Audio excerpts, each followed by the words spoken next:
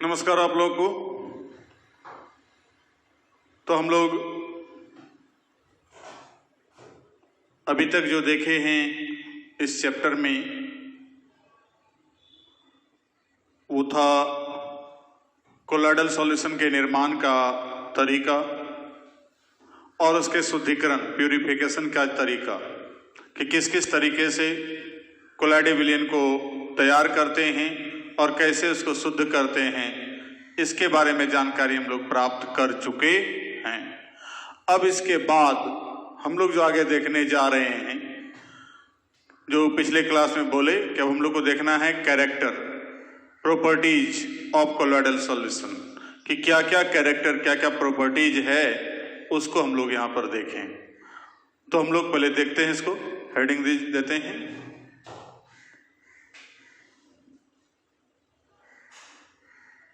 Properties और characters of colloidal solution.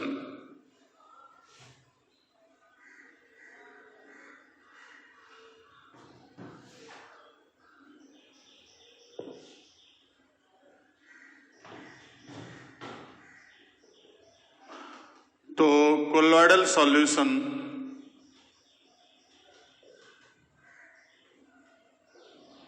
represents following characters। तो पहले तो सिंपल कैरेक्टर हम लोग देखते हैं, साइज ऑफ पार्टिकल्स, जो हम लोग उधर परिभाषा में भी देख चुके हैं। तो size of particles of dispersed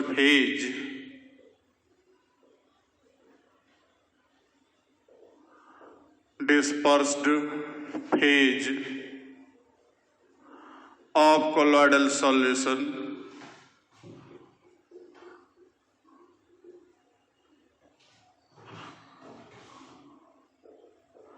is found as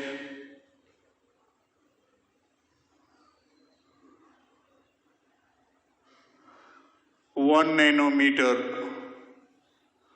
to 100 nanometer और 10 to the power minus 9 meter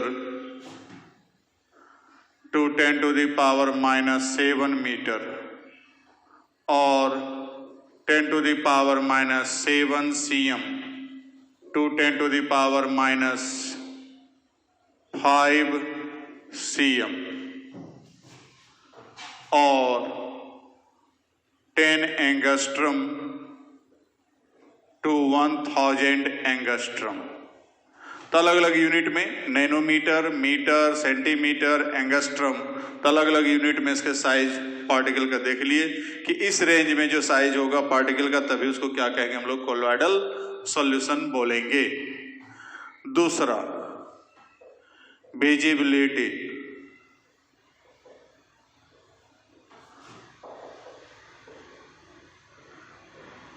its particles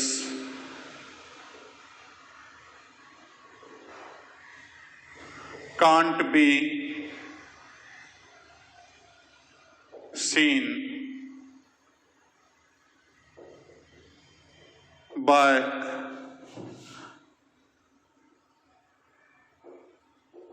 with naked eye. So such particle can be seen with the help of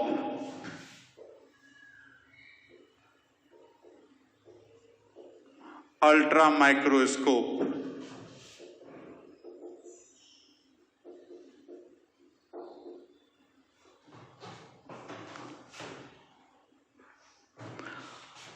चूंकि पार्टिकल का size इतना छोटा है कि खुले नेत्र की सहायता से यदि हम देखना चाहें खुली आंख से तो पॉसिबल नहीं है, तो हम लोग को देखने के लिए एक स्पेशल माइक्रोस्कोप की जरूरत पड़ता है जिसको कहते हैं अल्ट्रा माइक्रोस्कोप। इस माइक्रोस्कोप को खोजा था जिगमॉन्डी ने।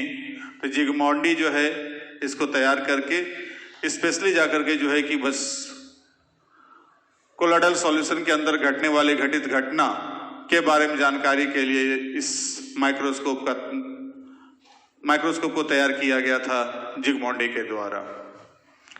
अब तीसरा number, transparency. Normally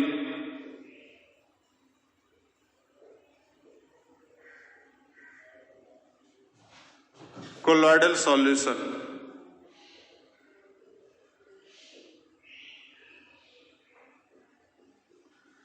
is not transparent, it is opaque। लिखिए इसको।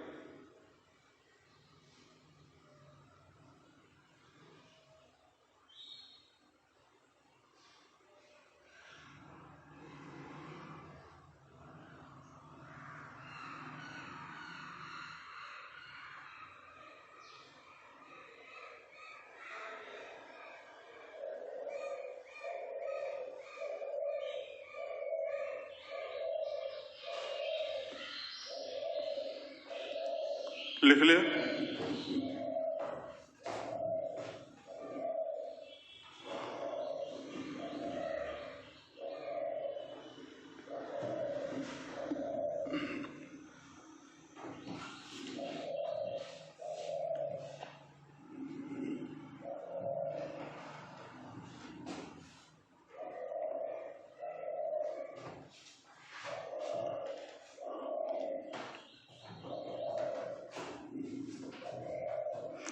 अगला नंबर देखते हैं, number 4, effect of gravity. Its particles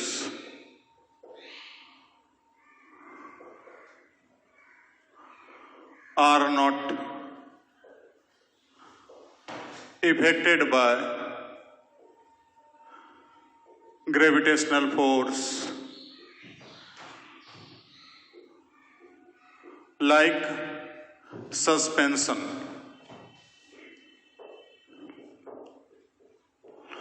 तो सस्पेंशन में जैसे पार्टिकल्स नीचे बैठ जाता है ग्रेविटेशनल फोर्स के कारण, जैसे चूना पानी का घोल लेते हैं तो पार्टिकल का साइज बड़ा रहता है, भारी रहता है, जिसके परिणाम स्वरूप वो नीचे बैठ जाता है। लेकिन कोलोइडल सॉल्यूशन का पार्टिकल्स जो है कि हमेशा क्या होता है, मूव करते रहता है, वो कभी बैठता नहीं है।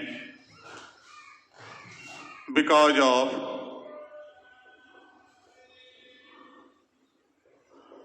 its particles are small and lighter, हल्का।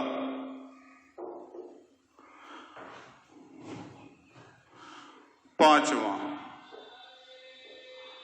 Mobility.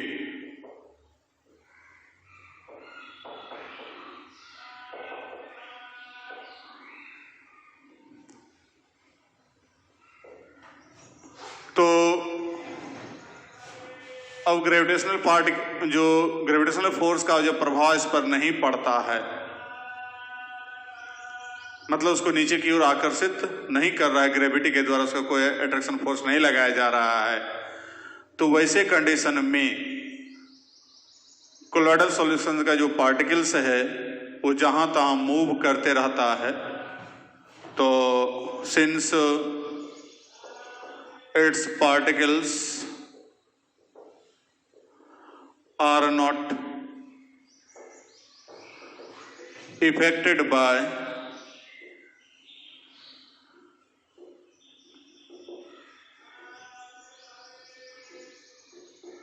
gravitational force, so its particles can move here and there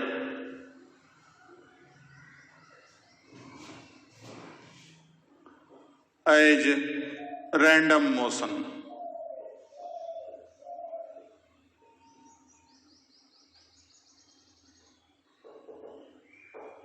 या कह सकते हैं विदाउट एनी डायरेक्शन, कोई डायरेक्शन नहीं रहता है, डायरेक्शन लेस होता है, तो वो डायरेक्शन लेस होकर के जहां तहां मूव करते रहता है। तो इस प्रकार से जाकर के जो है कि move such type of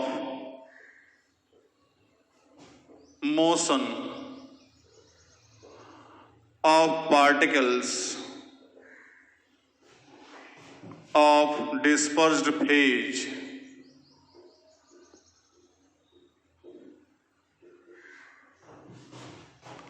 of colloidal solution is called Brownian motion। तो ब्राउनियन मोशन के तहत जहां तहां जैसे यहाँ बर्तन में रखा हुआ है कोलॉइडल सॉल्यूशन, पार्टिकल कभी इधर जा रहा है कभी इधर जा रहा है, तो कभी मतलब कोई लिमिटेशन नहीं है, तो जहां तहां घूम रहा है पार्टिकल्स, तो इस प्रकार से जहां तहां जो घूमने का जो कंडीशन है ऐसा मोशन कहलाता है जिगजैग मोशन। ये है जिगजैग मोशन अथवा रैंडम मोशन अथवा ब्राउनियन मोशन।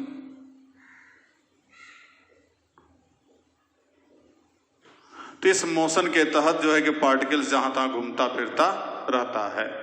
तो ये था इसका मोबिलिटी, गतिशीलता।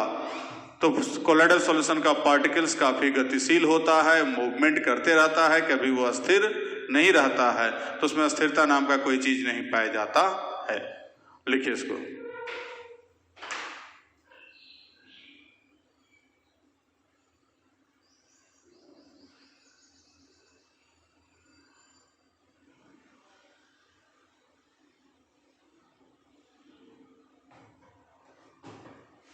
हो गया?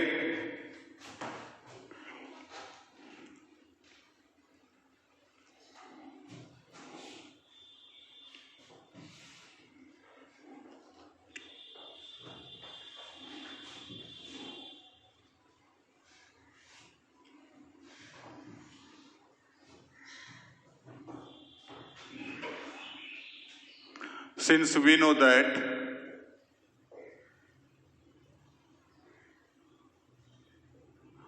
viscosity of liquid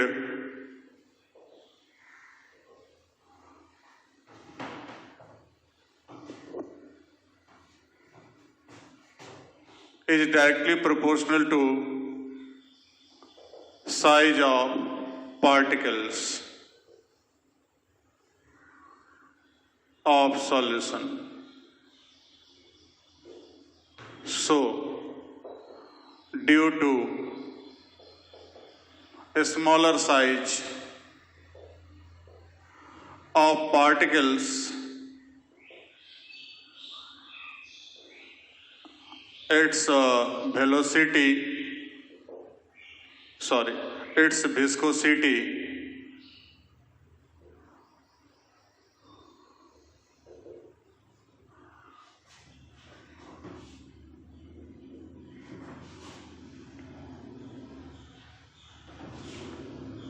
also becomes low या less. Again, velocity of solid particles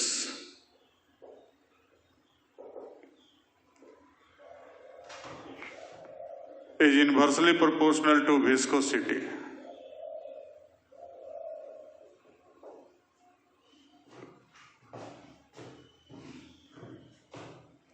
Therefore, velocity of colloidal solution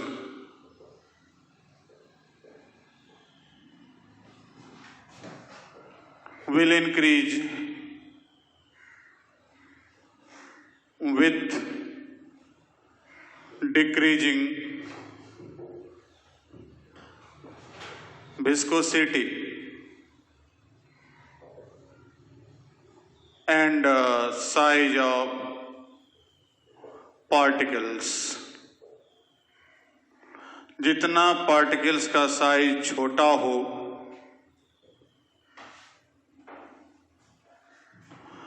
तो उसका जो है कि विस्कोसिटी उतना ही कम होगा, अर्थात अधिक कम विस्कस फोर्स लगाएगा, जिसके परिणाम स्वरूप उसका जो है कि वो पार्टिकल्स अधिक तेजी से मूव करेगा। तो मूवमेंट जो उसका होगा वो डिपेंड करेगा विस्कोसिटी पर और साइज ऑफ पार्टिकल्स पर। तो जैसे जैसे साइज घटता जाएगा वैसे वैसे उसका जो है कि वेलोसिटी बढ़ेगा, और जैसे जैसे साइज बढ़ेगा वेलोसिटी क्या होगा, घटेगा। लिख लिया इसको। तो ये था mobility.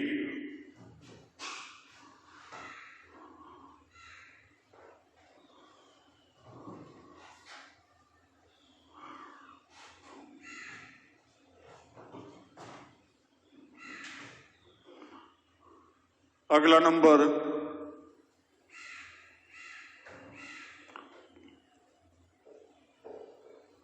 Colour of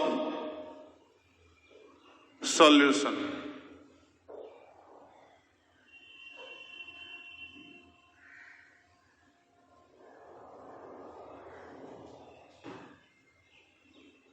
colour of colloidal solution depends on wavelength of radiation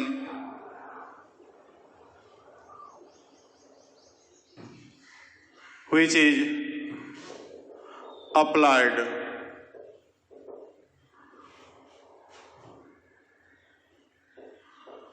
during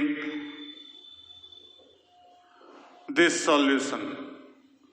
तो सॉल्यूशन से होकर के जो भी रेडिएशन गुजार रहे हैं उसके वेवलेंथ पर डिपेंड करेगा कि कलर कैसा होगा। क्योंकि हम लोग ये जानते हैं कि दुनिया में जितने भी पदार्थ हैं, कलरफुल पदार्थ जो भी नजर आ रहे हैं, वो कलरफुल पदार्थ वो रेडिएशन के कारण है, अर्थात प्रकाश की किरणें उस पदार्थ से होकर गुजरती है। उस पदार्थ में उपस्थित जो भी पार्टिकल्स हैं वो अधिकांश किरणों को अवशोषित कर लेते हैं, उसमें से कुछ किरणों को वो परावर्तित करते हैं। जिन किरणों को परावर्तित करते हैं वो किरण हमें खुली आंख से दिखलाई पड़ता है और वही कलर को दर्शाता है। तो इस प्रकार से कलर के बारे में जानकारी हमको प्राप्त होती है उन किरणों के सहायता से। ठीक है, तो वो जाकर के जो है कि हमको हम यहाँ भी वही बात है, कोलोइडल सॉल्यूशन में भी जो रेडिएशन यहाँ पर होगा वो डिपेंड करेगा कि हम उस जैसे सॉल्यूशन है उससे होकर किरण जो भी किरण गुजार रहे हैं, तो जैसा कलर का किरण गुजारेंगे उसका वेवलेंथ अलग होगा और उस वेवलेंथ के हिसाब से वो कितना जाकर के एब्जॉर्ब कर सकता है, एब्जॉर्ब करेगा और कुछ विशेष रंग के किरण को परावर्तित करेगा, जिसके परिणाम स्वरूप वैसा कलर हमें दिखलाई पड़ेगा। तो वो देखते हैं हम लोग यहां पर कुछ एग्जाम्पल्स, कि जैसे एग्जाम्पल के लिए यहां पर है कलर ऑफ एजी सॉल्यूशन है,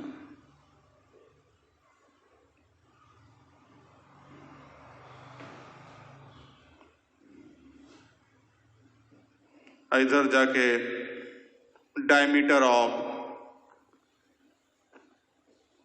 रेडिएशन, जो भी रेडिएशन है, sorry diameter of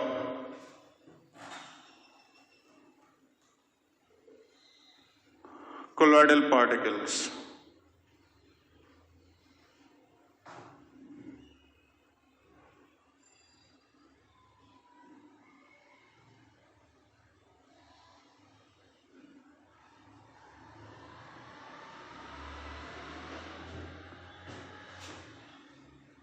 yellow,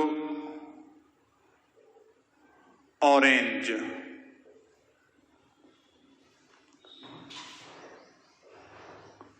orange red,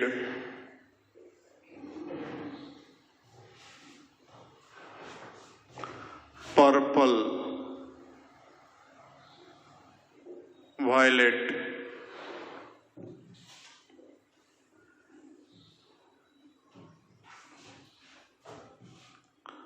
तो यहां पर जाकर के जो है 6 × 10⁻⁻6 cm, 9 × 10⁻⁻6 cm, 13 × 10⁻⁻6 cm और 15 इंटू जो डाटा है, तो यहां पर एक लाइन और जोड़ सकते हैं, it also depends on size of particles of colloidal solution.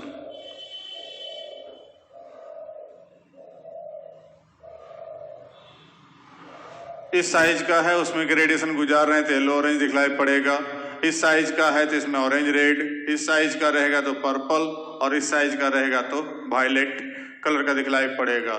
तो ये जाकर के जो है कि हमको यहाँ पर अलग अलग साइज वाले पार्टिकल्स का कलर भी हमको अलग अलग दिखलाई पड़ता है।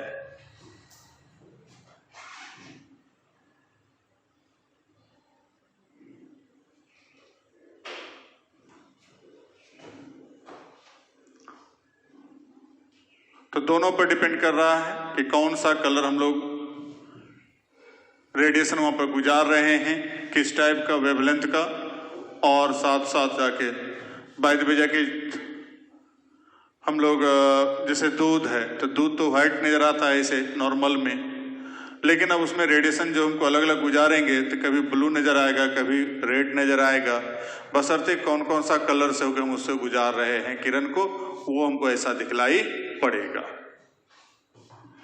अब नेक्स्ट देखते हैं हम लोग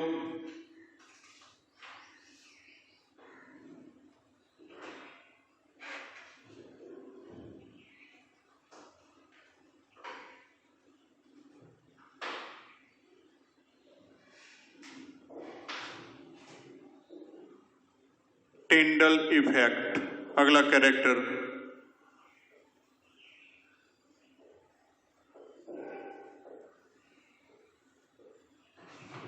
टिंडल साइंटिस्ट का नाम है जॉर्ज टिंडल। उनके द्वारा यहाँ पर एक घटना ये बता रहा है कोलोइडल सॉल्यूशन का जो प्रमुख लक्षण है कि किसी कोलोइडल सॉल्यूशन के पार्टिकल से होकर के जब हम जाकर के गुजारते हैं एक डेफिनेट एंगल पर लाइट का रेज को, तो वहां पर कोई पार्टिकल जो अंदर होगा, जो डिस्पर्स्ड फेज का पार्टिकल्स है, वो चमकने लगता है, स्कैटर्ड हो जाता है। तो ये स्कैटरिंग की जो घटना है, जो चमकने लगता है, जैसे आप देखे होंगे बंद कमरे में सूर्य की प्रकाश की किरणें जब गुजरती है तो बीच बीच में धूलकण चमकते हुए नजर आते हैं। वही धूलकण थोड़ा सा अलग एंगल पर गया तो चमकना बंद हो गया, फिर थोड़ा सा अलग एंगल पर आया तो चमकना चालू हो गया, हमेशा घूमते हुए नजर आएगा। और वो जहां जहां किसी एक निश्चित एंगल पर जाने के बाद चमक उठता है तो वो चमकने की जो प्रक्रिया है उसको कहते हैं टिंडल इफेक्ट। तो ये टिंडल इफेक्ट की घटना जाकर के जो किसी भी कोलॉइडल सॉल्यूशन में हमको यहाँ पर जब गुजारते हैं कोई भी लाइट को, तो लाइट जैसे हम लोग बंद कमरे में टॉर्च का लाइट को गुजारे हैं तो उससे भी जाकर के क्या होता है, हमको डस्ट पार्टिकल्स घूमते हुए नजर आता है और बीच बीच में चमकते हुए नजर आता है। ऐसे नॉर्मली बल्ब वगैरह सबके लाइट से हमको उतना असर नहीं पड़ता है, दिखलाई नहीं पड़ता है, लेकिन टॉर्च के लाइट से और सनलाइट के रेडिएशन जब गुजारते हैं तो वहां पर जाके वो चमकना है। तो ये चमकने की घटना ही क्या कहलाता है, टिंडल इफेक्ट। तो when light rays are passed through a colloidal solution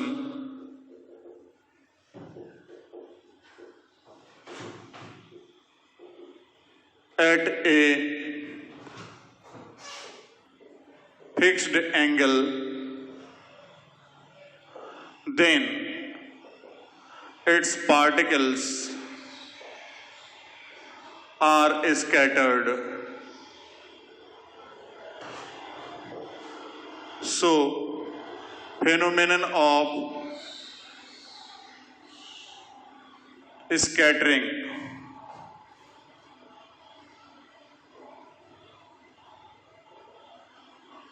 of such particles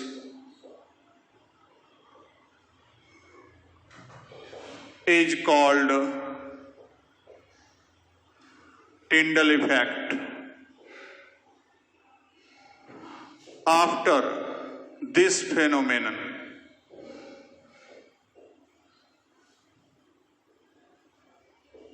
a conical shaped structure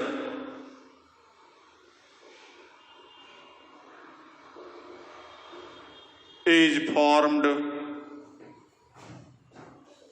which is called Tyndall cone.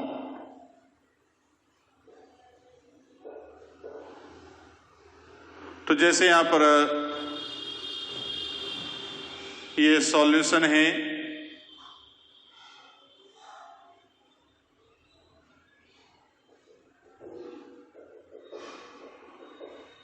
अब ये प्रकाश की किरणें इधर से यहां पर एक लेंस लगा दें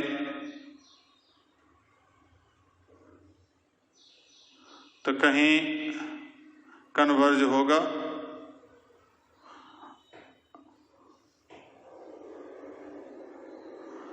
अब ये पार्टिकल पर जब पड़ेगा तो पार्टिकल चमकना चालू करेगा।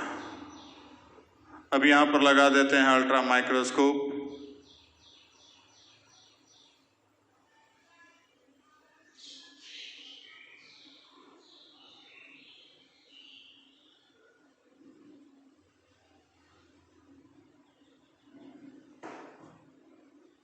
ये आपकी आंख है। अब ये जाकर के जो है कि इसको देख जो रहा है, तो ये तो लेंस है, तो ये जो घटना, चमक का जो घटना है वो टिंडल इफेक्ट, और ये जो कोनिकल स्ट्रक्चर जो बनाया है यहां पर, इसको कहते हैं टिंडल कोन, शंकु। ठीक है, तो इस प्रकार का घटना हमको देखने को मिलता है जब हम प्रकाश की किरणों को एक डिफरेंट एंगल से गुजारते हैं किसी भी कोलॉइडल सॉल्यूशन से होकर के, तो वहां पर जाके हमको टिंडल इफेक्ट का घटना दिखलाई पड़ता है। लिखिए जल्दी से।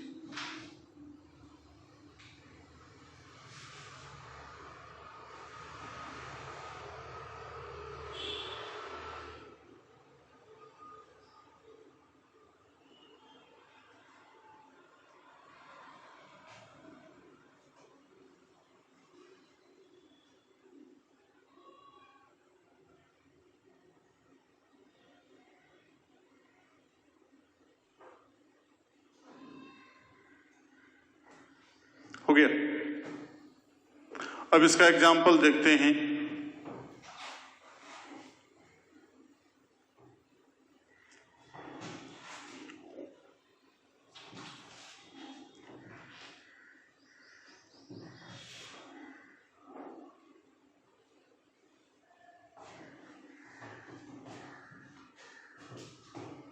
तो एग्जाम्पल में different comets can be seen in sky due to Tyndall effect.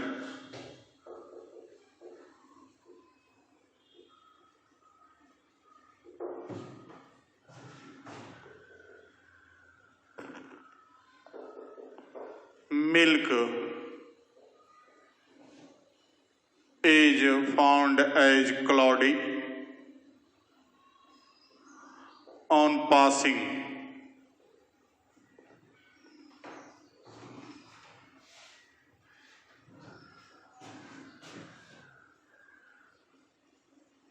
scattered light through it due to Tyndall effect.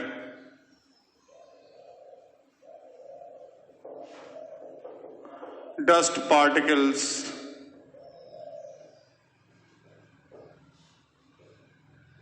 can be seen in closed room due to passing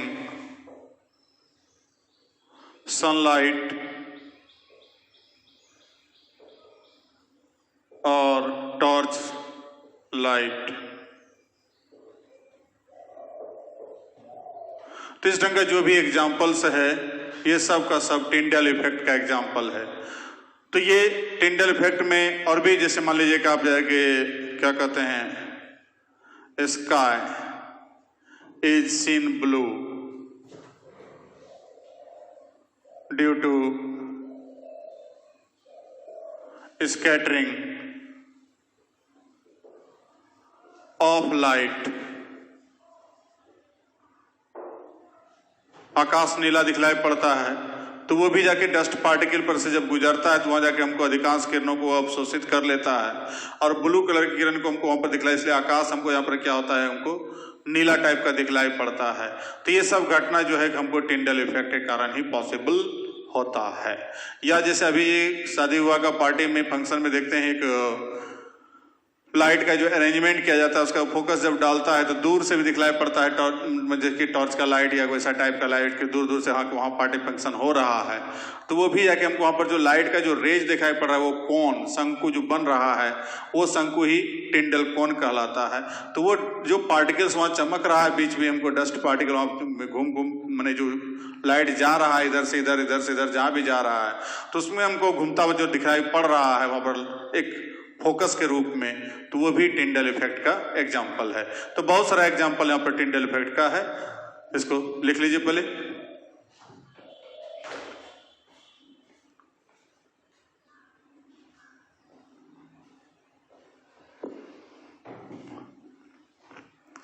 हो गया।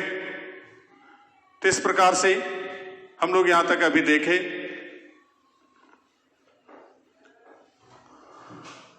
कुछ कैरेक्टर्स कोलॉइडल सॉल्यूशन का। अब यहां पर कुछ character और बचा हुआ है, मेन कैरेक्टर भी और बचा हुआ है। अगले क्लास में उसको देखते हैं, थोड़ा सा गर्मी बहुत ज्यादा है, तो मिलते हैं अगले क्लास में। उसके बाद और कैरेक्टर को देखते हैं। तब तक के लिए थैंक यू।